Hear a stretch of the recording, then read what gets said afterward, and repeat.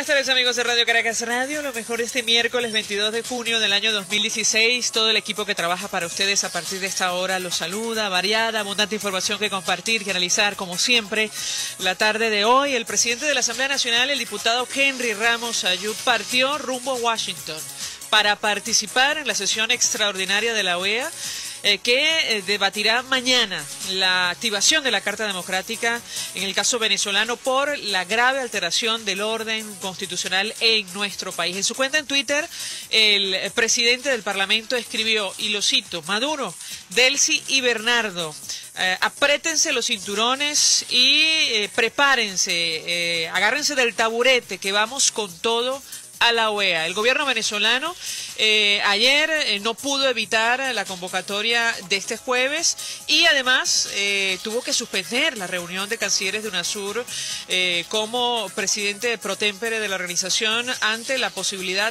de un boicot de varios países de la región. El presidente Nicolás Maduro anunció una actividad mañana justamente a propósito de lo que será la celebración de esta sesión extraordinaria.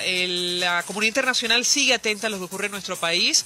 El presidente de Brasil, Michel Temer, hoy aseguró que espera respuesta de su par venezolano para enviar donación de medicamentos a nuestro país. Y a propósito del referéndum revocatorio, la Mesa de la Unidad Democrática denunció ante el Consejo Nacional Electoral Operación Morrocoy en al menos 4 estados del país, según el secretario ejecutivo de la Alianza, Chuo Torrealba, en Anzoátegui, en Aragua, en Carabobo, Nueva Esparta.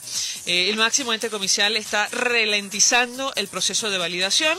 La rectora Sandra Oblitas, en respuesta, denunció que funcionarios regionales habían sido expuestos al escarnio público. ¿Qué les puedo decir? Sin comentarios ante esta declaración, simplemente preguntarnos cómo es posible que hayan asignado tan pocas máquinas para que 1.3 millones de venezolanos validaran su firma de cara al referéndum revocatorio durante 5 días, además, en sitios tan alejados. Esas son las denuncias que debe atender el Consejo Nacional Electoral. La pregunta que debe responder las rectoras del máximo ente comicial, esa es una opinión muy personal. Entre tanto, continúa la movilización masiva en todo el país para validar las rúbricas entregadas por la Mesa de la Unidad, para activar el mecanismo. Ya varios estados cumplieron con la meta mínima.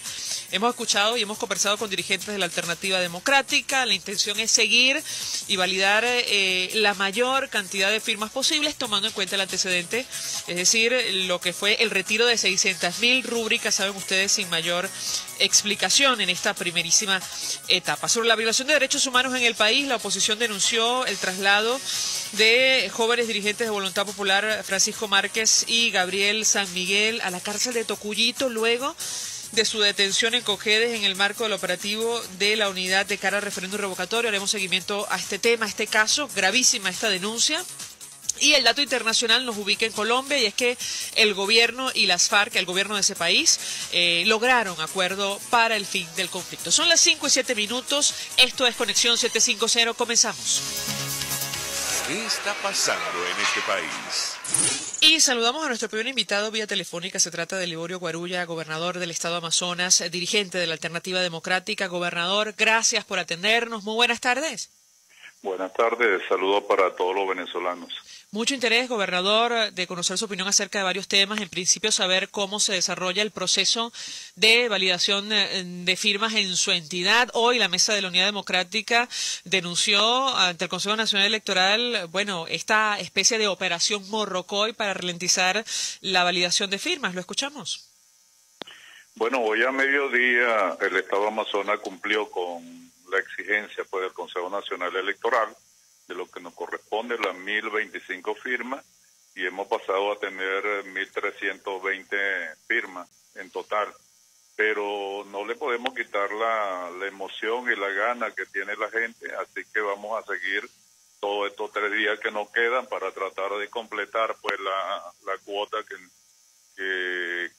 nos dejó el Consejo Nacional Electoral, ya que en principio se habían recolectado alrededor de 5.000 y tantas firmas, nos dejaron 3.400 aproximadamente, y además de ello, pues nos colocaron una sola máquina en Puerto Ayacucho y la otra la pusieron a 90 kilómetros de la ciudad. Hay que cruzar el río Orinoco, hay que llegar a la isla de Ratón, y sin embargo, pues allí se han validado unas 400 firmas aproximadamente, y la gente sigue concurriendo porque creo que sienten como una misión el lograr la firma, pues, para hacer este revocatorio. Ahora, a propósito de la actitud asumida por el Consejo Nacional Electoral, el gobernador, y lo que será el proceso que viene a continuación, sin hablar de la preocupación o la atención de la comunidad internacional en torno a lo que está ocurriendo en nuestro país, ¿qué puede comentarnos al respecto, tomando en cuenta que el reto que sigue, una vez que verifiquen las firmas necesarias en esta primera etapa, es la recolección de 4 millones de firmas como establece la Constitución, es decir, el 20% del padrón? ¿Lo escuchamos? Bueno, yo creo que no hay ningún problema. En principio, pues, repito, aquí en el estado de Amazonas, en apenas un día y medio, se habían recolectado más de 5.400 firmas. Y solamente fue en la ciudad, así que una vez que activemos todo el estado, pues, y la situación de la gente en el interior del estado es peor que la que vivimos en la capital, así que estoy completamente seguro que cada uno de los amazonenses, de manera muy consciente y con mucha fe, va a prestar, pues, su firma y su voluntad para hacer este revocatorio y de esta manera hacer los cambios de manera democrática. En cuanto al tema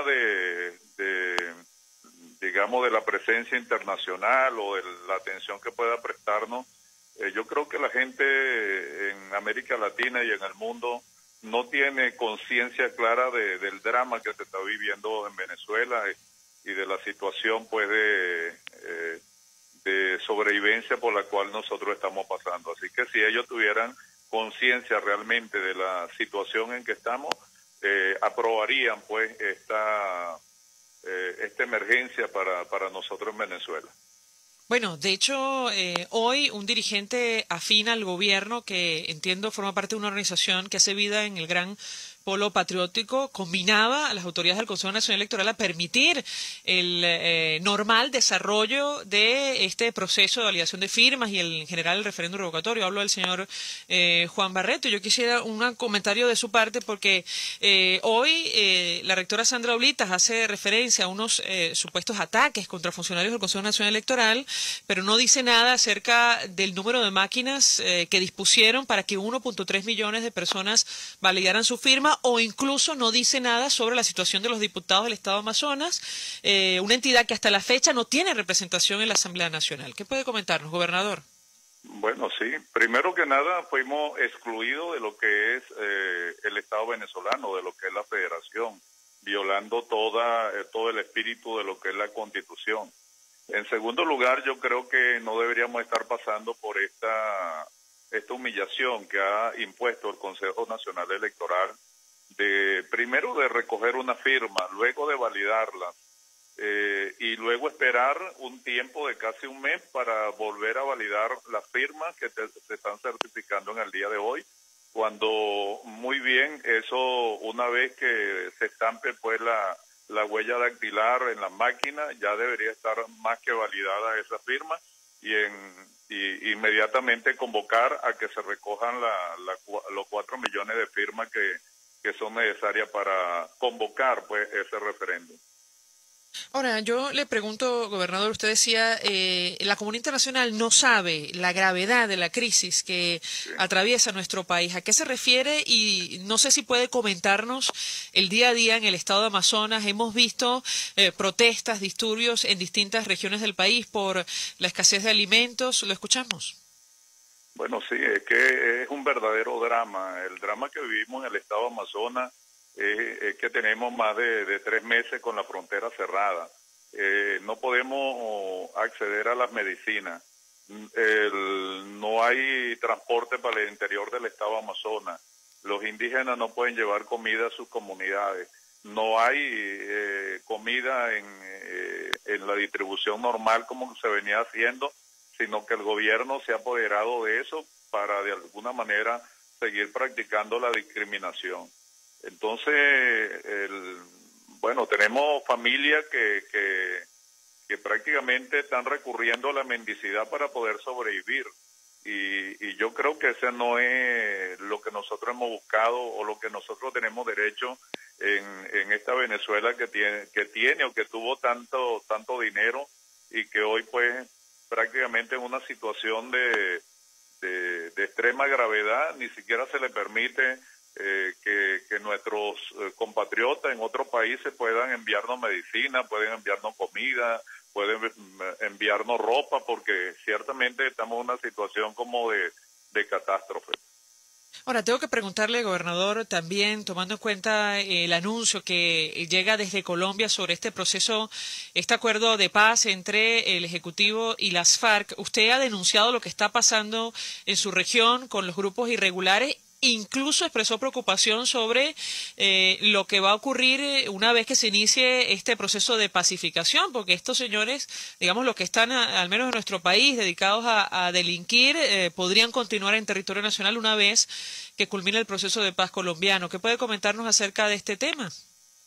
Bueno, eso forma parte de la gran irresponsabilidad del gobierno nacional, del extinto presidente y del actual presidente de la República, al hacer estos acuerdos de espalda pues a la Constitución, de espalda a los venezolanos y sencillamente violando la soberanía de nuestro país. Y siempre lo han manifestado aquí en Venezuela y a nivel internacional, que mi gran preocupación era precisamente que una vez que se firme la paz en Colombia, estos grupos irregulares que están armados, que son más de 4.000, no se van a ir porque, bueno, están metidos en el gran negocio del oro, del narcotráfico, del contrabando, incluso pues del control político. Y bueno, aquí en la capital también tenemos a los elementos del ELN que ni siquiera están sentados en la mesa, pero que de alguna manera son los dueños de nuestra frontera, una vez que el presidente pues cerró la frontera con Colombia. Gobernador, gracias por atendernos, acompañarnos estos minutos. Gobernador Liborio Guarulla, el gobernador del estado de Amazonas, ofreciendo detalles acerca del proceso de validación de firmas en su entidad. Ya se cumplió la meta, según la información que maneja, el mínimo necesario para cumplir con el 1%. Continúa el proceso de validación.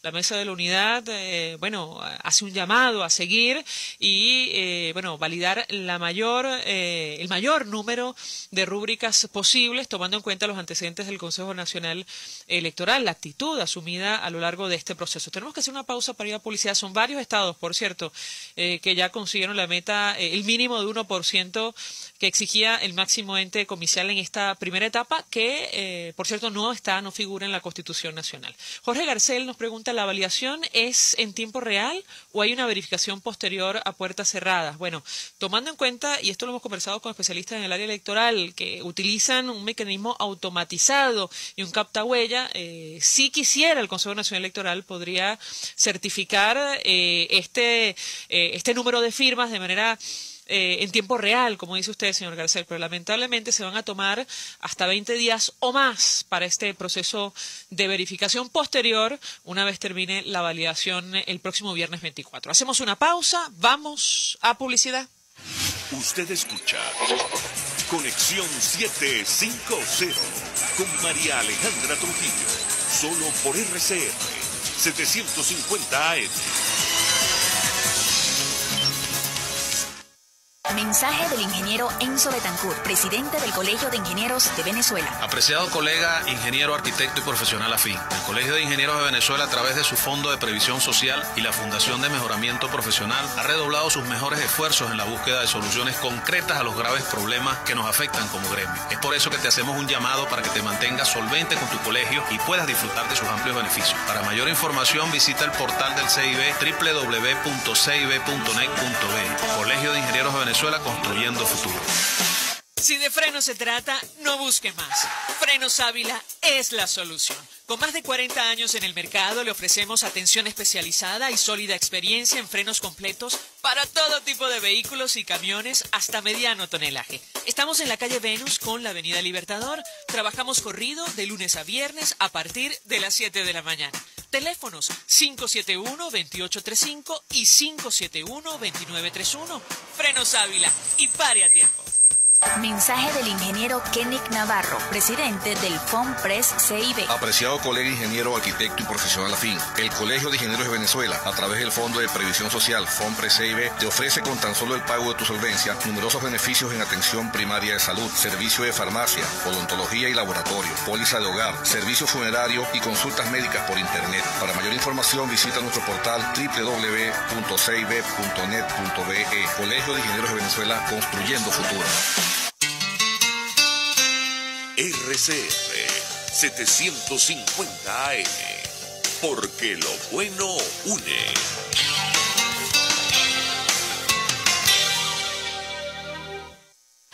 El poder de la comunicación en tus manos. Conexión 750 con María Alejandra Trujillo, solo por RCR 750 AM. Continuamos, amigos, en Conexión 750 y comentamos algunas informaciones que están en desarrollo en Venezuela, más allá de nuestras fronteras. De hecho, ya está en nuestros estudios Daniel Martínez Yabrudi, secretario juvenil nacional de Primero Justicia.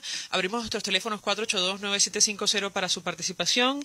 Él va a responder todas las dudas con relación al proceso de validación. La mesa de la unidad pidió que se activen máquinas de contingencia y horario corrido.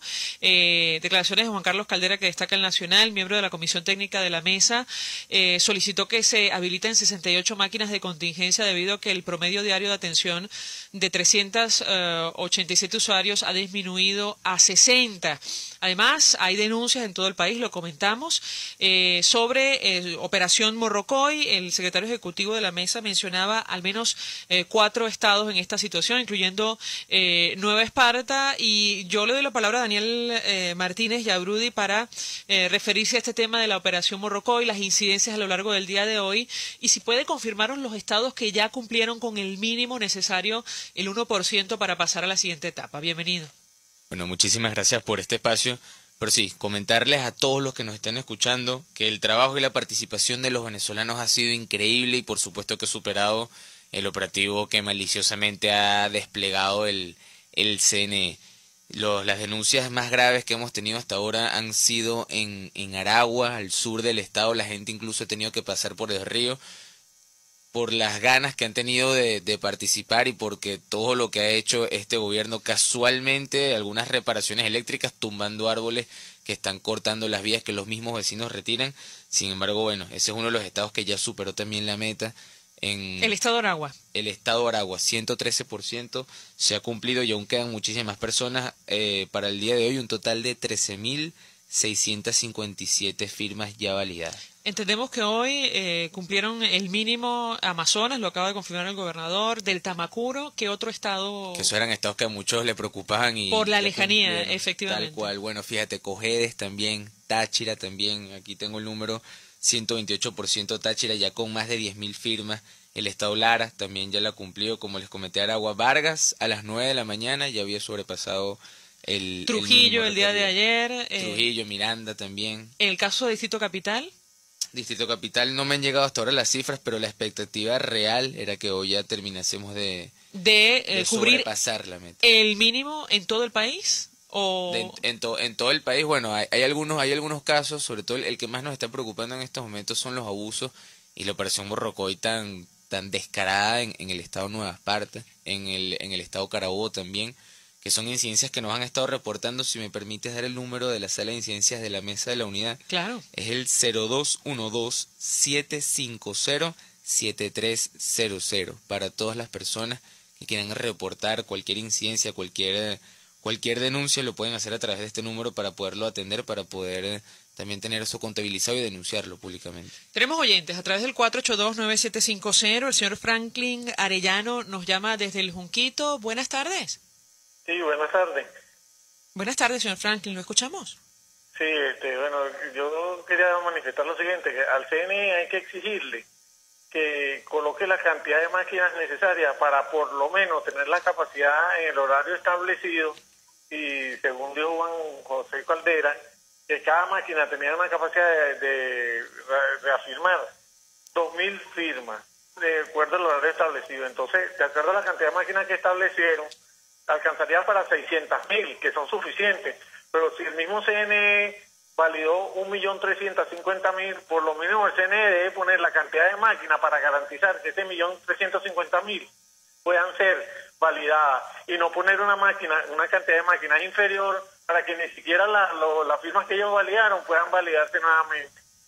Gracias, señor Franklin. Es justamente la inquietud que compartimos iniciando el programa. Francamente, bueno, no sabemos ni qué comentar o responder a estas declaraciones de la rectora Sandra Ulitas denunciando supuestos ataques contra funcionarios del Consejo Nacional Electoral y, bueno, guardando silencio ante esta evidente irregularidad. Le doy la palabra a Daniel Martínez Yabrudi para contestar. Sí, ciertamente lo que usted nos comenta es lo que dicta la lógica. Sin embargo, aquí no estamos trabajando a través de la lógica, sino a través de la malicia, a través de un Consejo Nacional Electoral que está arrodillado a un partido de gobierno, que es lo que queremos cambiar. Y aquí ciertamente se están violando los derechos de las personas que quieren validar su firma.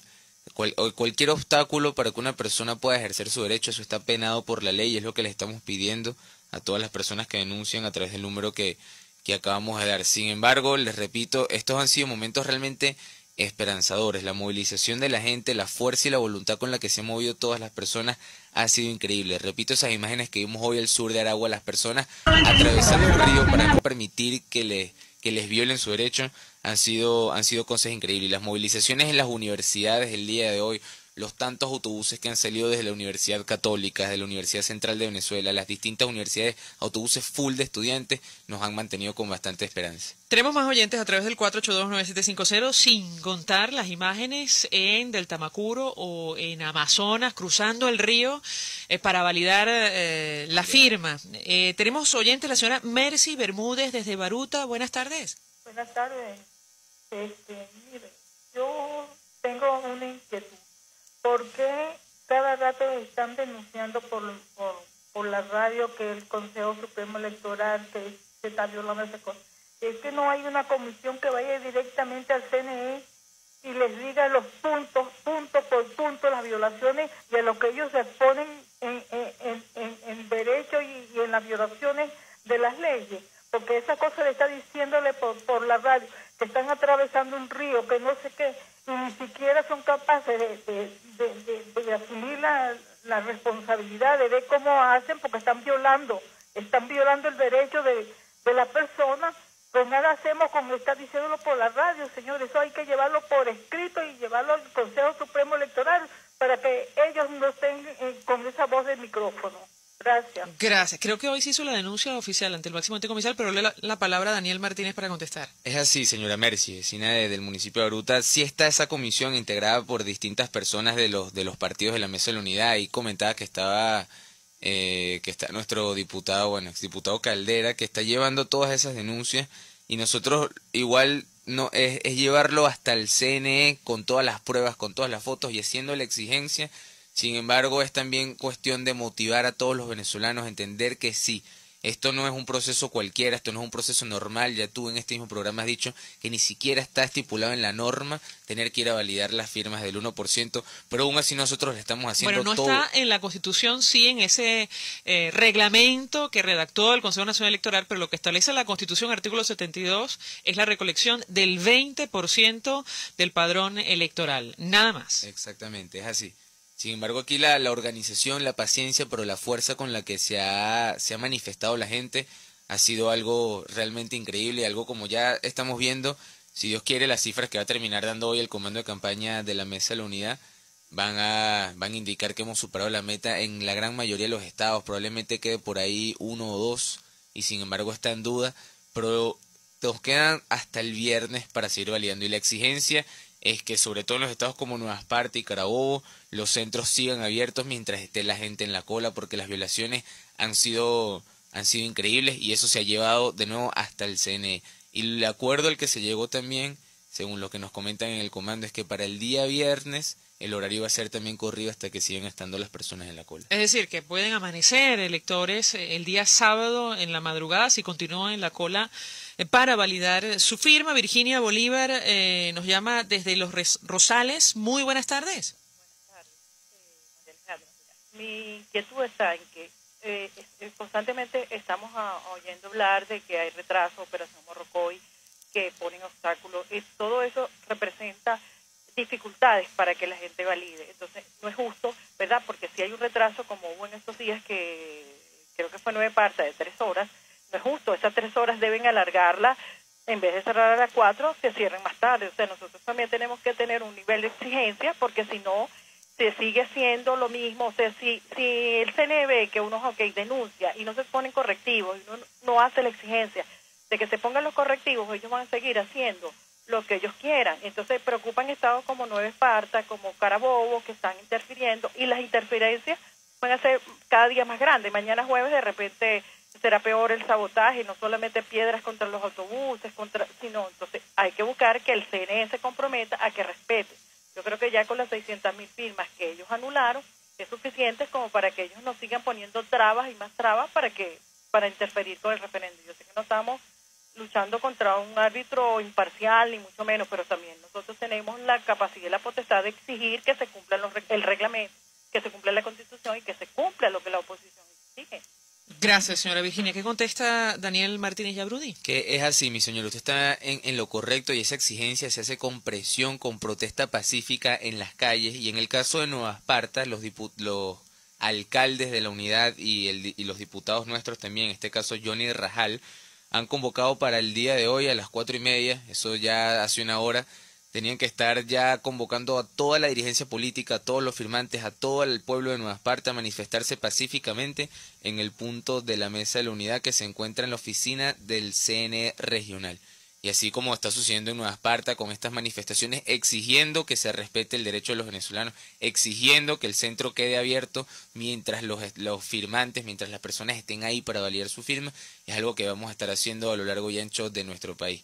La denuncia no puede quedarse solo en palabra muerta. Seguimos nosotros por los canales regulares que dicta la Constitución y haciendo todo el esfuerzo posible, hablando con el CNE, llevándole las exigencias, pero también en la calle se tiene que demostrar pacíficamente la protesta y la voluntad de cada uno de los venezolanos. Gracias a Daniel Martínez Yabrudi por acompañarnos en este espacio del programa Respondiendo Dudas, y estará con nosotros también mañana, en tanto dura este proceso de validación de firmas. Simplemente recordar, no es una excusa, no es un consuelo, como dice una de las oyentes, la señora Virginia, pero con este Consejo Nacional Electoral la oposición obtuvo los mejores resultados de su historia. Eso ocurrió el pasado 6 de diciembre del año 2015, casi 8 millones de votos. Hacemos una pausa. Antes comento algún mensaje a través del Twitter @marialete1 en número. Alejandro Caramés escribe: si en Caracas es difícil conseguir alimentos, no imagino en Amazonas. Fuerza Amazonas, gracias por sus firmas. Ya venimos. Estás en sintonía de Conexión 750, solo por RCR 750 AM.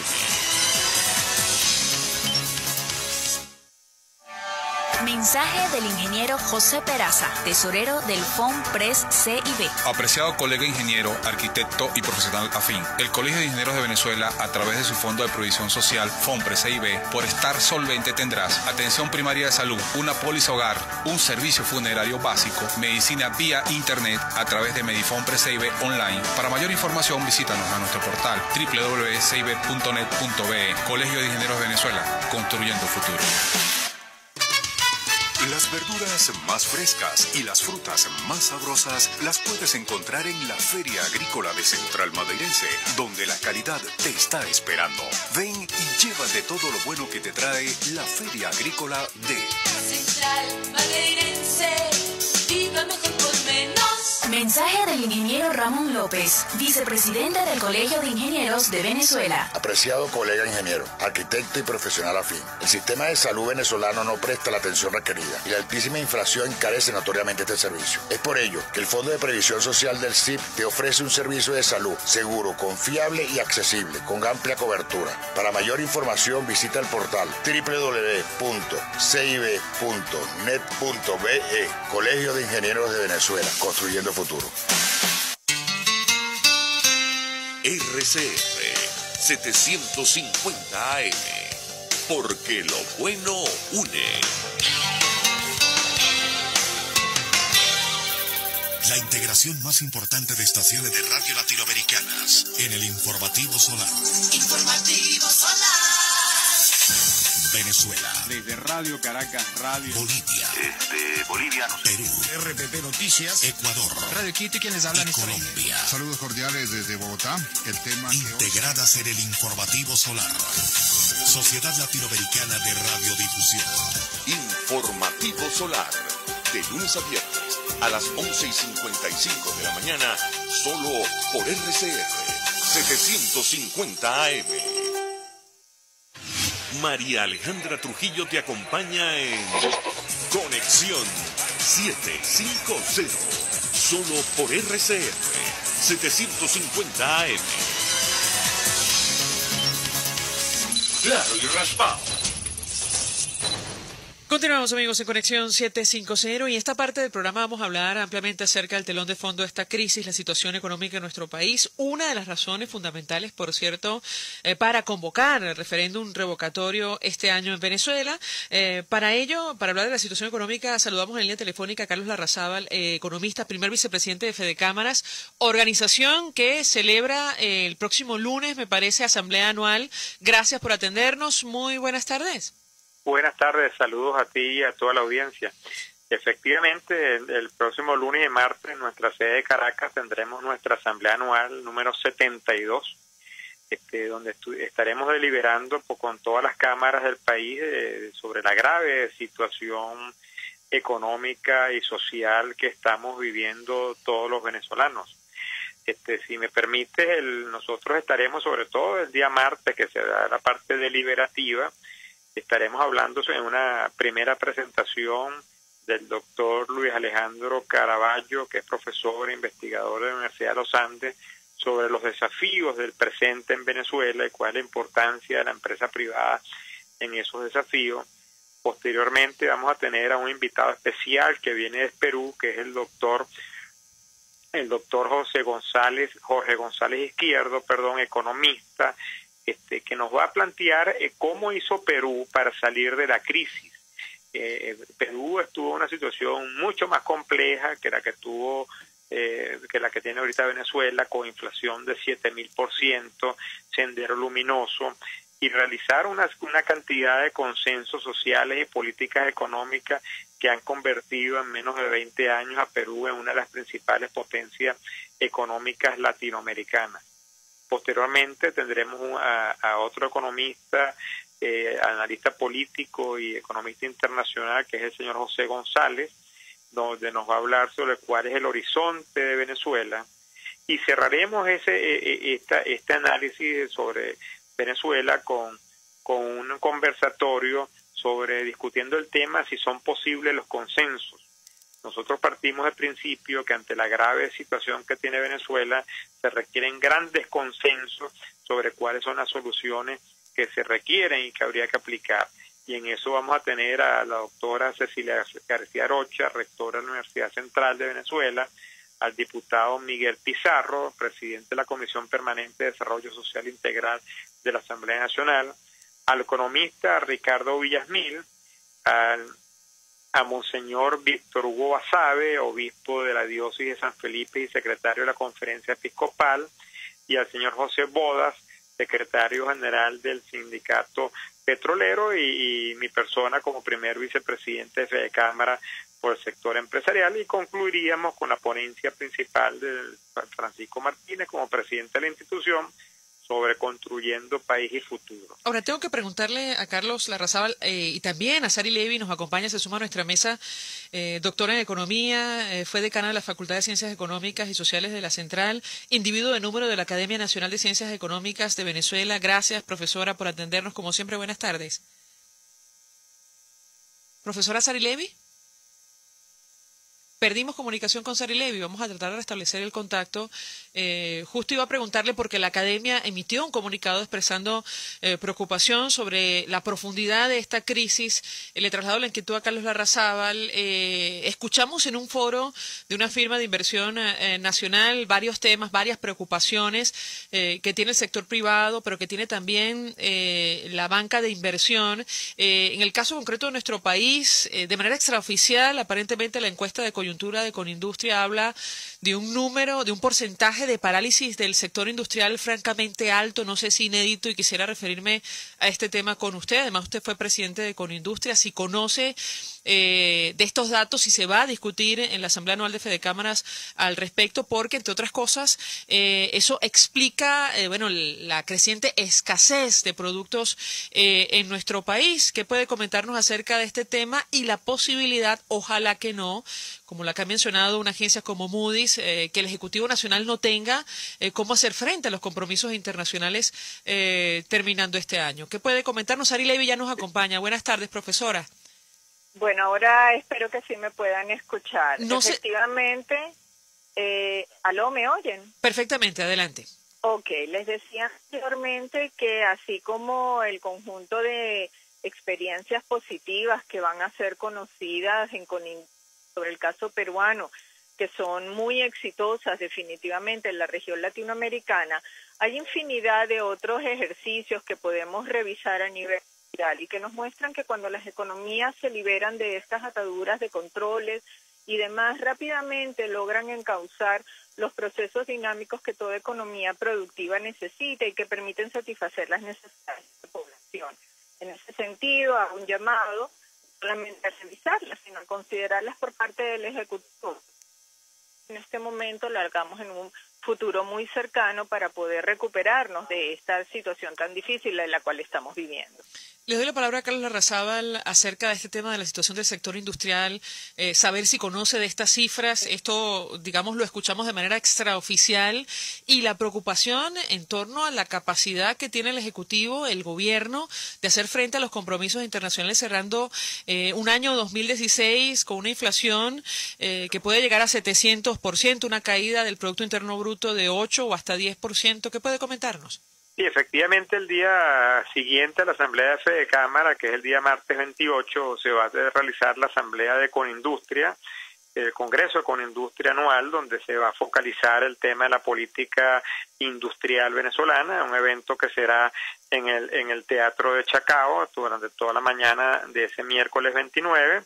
Y bueno, y obviamente ahí hay una cantidad de ponencias que van a reflejar la situación del sector manufacturero. El día lunes pasado tuvimos el directorio de la institución, donde estuvimos revisando en los diferentes sectores la paralización que existe, y realmente es preocupante porque quizás se hace más notorio las paralizaciones que se han hecho públicas de Polar, de las ensambladoras, pero cuando uno va revisando sector por sector es realmente preocupante, y ahí es que se entiende por qué los productos no están en los anaqueles, porque hay empresas que están paralizadas prácticamente en todos los sectores.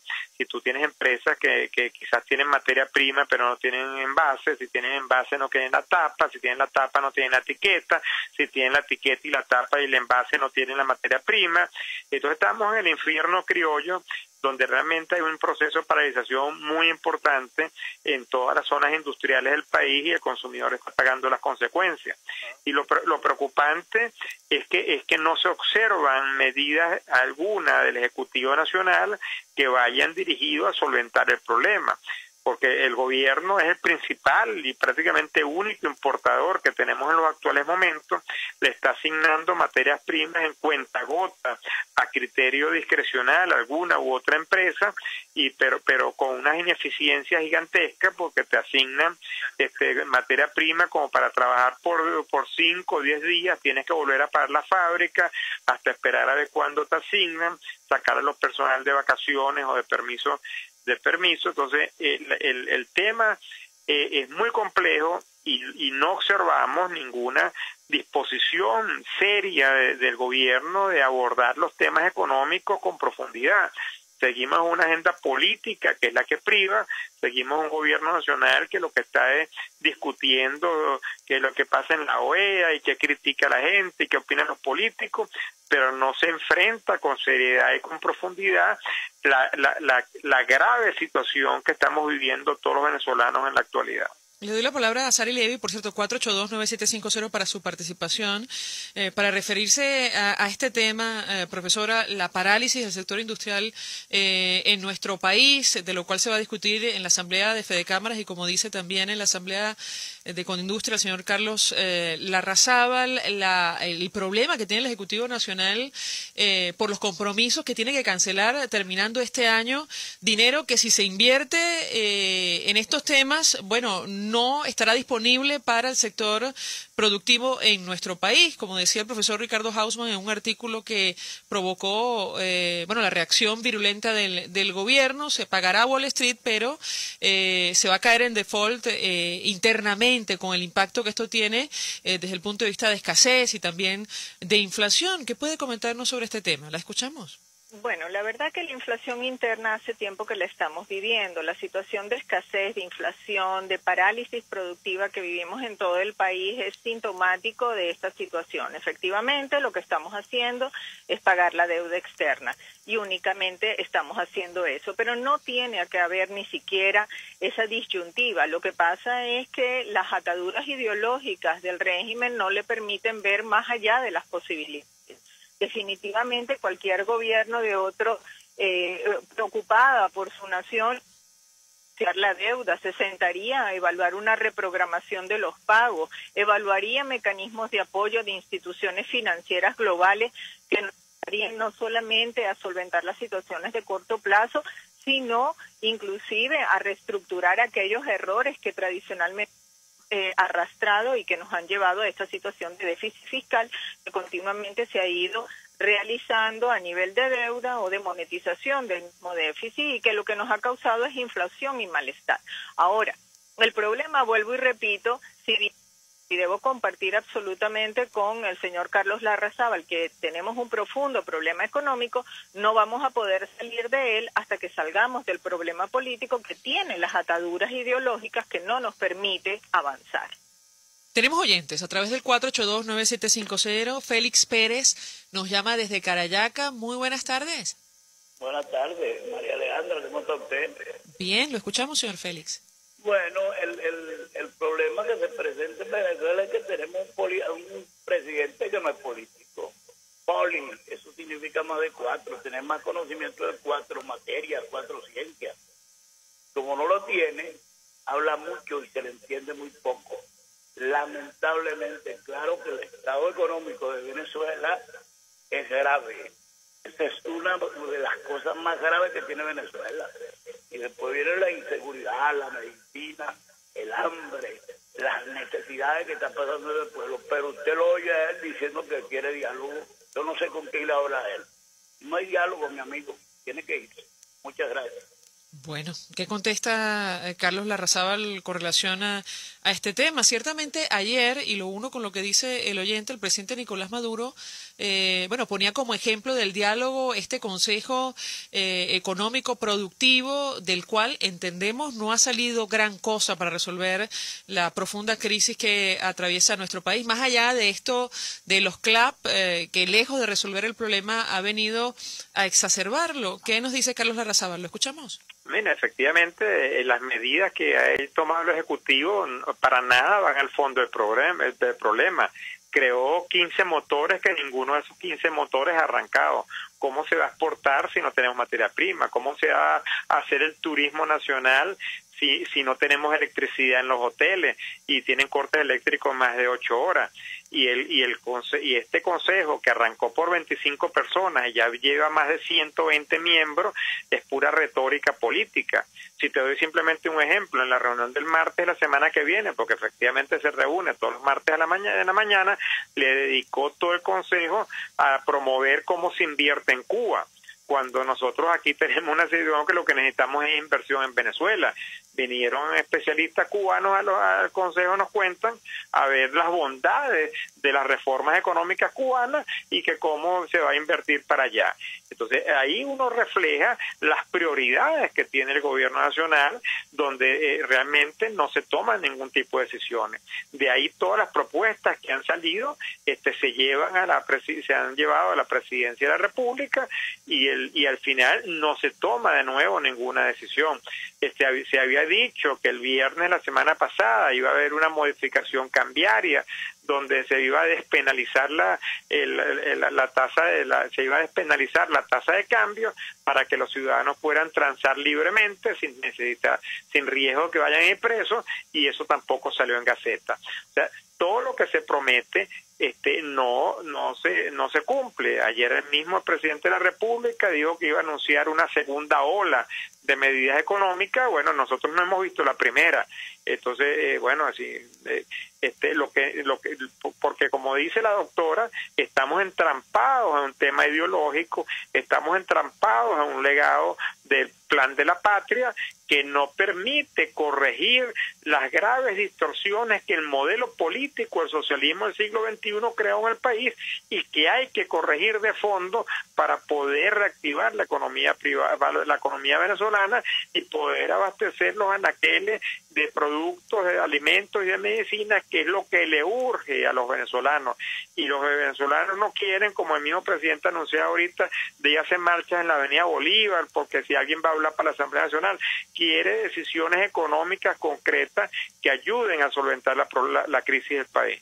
Ahora, yo tengo que preguntarle a la profesora Sally Levy, porque efectivamente, en tanto el Ejecutivo Nacional pone sobre la mesa o como prioridad la agenda política, bueno, la crisis continúa y la situación, la calidad de vida continúa deteriorándose.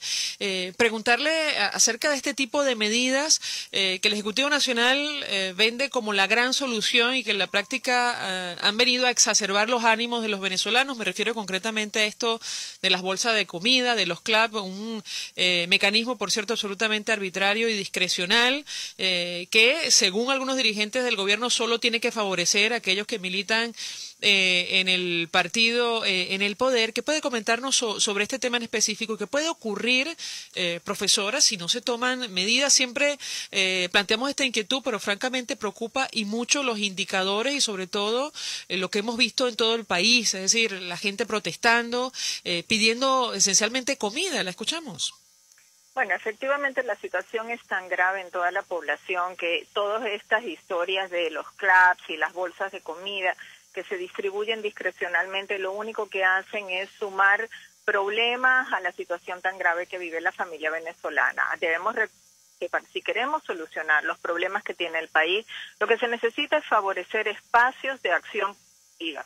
Lo que se necesitan es que el aparato productivo nacional pueda funcionar, y es la única forma, es la única manera, es la forma adecuada, digna y responsable de sacar adelante la situación económica venezolana. No podemos seguir manteniendo el esquema de cuando traerse un barquito, meterle 4 productos en un saco, una bolsita, e ir a repartírselo a los que tienen la franela del color adecuado. Esa situación es vergonzosa, lastimosa e irrespetuosa de la ciudadanía venezolana. Lo que hay que hacer, se ha dicho en infinidad de ocasiones, tenemos que deslastrarnos de los procesos ideológicos del siglo XIX en el que estamos entrampados y que tanto daño nos ha hecho. Se ha arruinado a la economía venezolana a partir del periodo en el que recibió los mayores y los más cuantiosos recursos por exportaciones petroleras. Estamos hablando de más de $1 trillón y la población hoy en día se muere de hambre, se muere de mengua.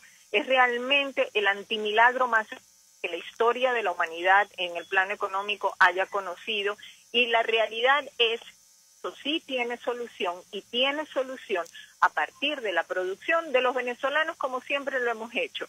Toda la vida Venezuela ha podido suplir a su población más, menos, con más calidad, con más detalles, con más variedad, con menos variedad. Se complementaba con importaciones de cualquier nación del mundo. Ahora, mientras sigamos atrapados en ese laberinto ideológico del siglo XIX, definitivamente no vamos a dar un paso al frente. Se necesita un cambio, y esperemos que las acciones que la población está tomando a partir de ciertos mecanismos constitucionales democráticos, pues puedan dar la posibilidad de que el cambio se concrete de una forma pacífica y armónica. Gracias a nuestros invitados, a Carlos Larrazábal, primer vicepresidente de Fedecámaras, a Sari Levy, y doctora en Economía, individuo de número de la Academia Nacional de Ciencias Económicas de Venezuela, bueno, expresando opinión acerca de este tema, el telón de fondo de esta crisis, la situación económica, una de las razones, por cierto, para convocar un referéndum revocatorio en nuestro país. Hacemos una pausa, vamos a publicidad. Escuchamos Conexión 750, solo por RCR 750 AM. Mensaje del ingeniero Ramón López, vicepresidente del Colegio de Ingenieros de Venezuela. Apreciado colega ingeniero, arquitecto y profesional afín, el sistema de salud venezolano no presta la atención requerida y la altísima inflación encarece notoriamente este servicio. Es por ello que el Fondo de Previsión Social del CIP te ofrece un servicio de salud seguro, confiable y accesible, con amplia cobertura. Para mayor información visita el portal www.cib.net.be, Colegio de Ingenieros de Venezuela, construyendo futuro. De lunes a viernes, desde las 12 del mediodía, te invitamos a compartir el sentir mirandino, junto al pueblo que acompaña al gobernador Enrique Capriles en cada recorrido por las más diversas comunidades del estado Miranda. Esa ventana es Miranda Progresa. Mensaje del ingeniero José Peraza, tesorero del FOMPRES CIB. Apreciado colega ingeniero, arquitecto y profesional afín, el Colegio de Ingenieros de Venezuela, a través de su Fondo de Previsión Social, FOMPRES CIB, por estar solvente tendrás atención primaria de salud, una póliza hogar, un servicio funerario básico, medicina vía internet a través de Medifompress CIB online. Para mayor información visítanos a nuestro portal www.cib.net.be. Colegio de Ingenieros de Venezuela, construyendo futuro. RCR 750 AM, porque lo bueno une. El poder de la comunicación en tus manos. Conexión 750 con María Alejandra Trujillo, solo por RCR 750 AM. Continuamos, amigos, en Conexión 750, información al cierre, declaraciones del presidente Nicolás Maduro, que anuncia la reanudación de las relaciones con los Estados Unidos, producto de esta visita del subsecretario de Estado Thomas Shannon en nuestro país. También anuncia una actividad en protesta por lo que será la participación del presidente de la Asamblea Nacional ante la OEA el día de mañana, una intervención, les aseguro que no tiene precio. Además, comentamos información de última hora sobre estos jóvenes de Voluntad Popular detenidos en Cojedes. David Molaski, dirigente de Voluntad Popular, escribe a través de su cuenta en Twitter a las 5:51. Francisco Márquez y San Miguel han sido ruleteados en las últimas horas. Maduro es responsable de la integridad física de ambos. A esta hora, decía, no sabemos dónde está. Hacemos la denuncia. Y por último, Ban Ki-moon va a estar en la firma de acuerdo para el fin de la guerra en Colombia. Por cierto, me dice Daniel Martínez Yabrude, que está con nosotros, que solo falta Carabobo, Anzoátegui y Nueva Esparta. Esto está por consolidarse en los estados para alcanzar la meta mínima del 1% de cara al referéndum revocatorio. Nos despedimos y lo hacemos a nombre de Jaime Nestares en la dirección general de la estación, Javier Pereira en la gerencia de información, en la gerencia de producción Claudia Camperos, en la producción Juliet Córdoba, en la asistencia de producción Selene Pérez, en los controles Eduardo Llanes, que tuvo el inmenso placer de acompañarles, María Alejandra Trujillo. Nos encontramos mañana, los dejamos con la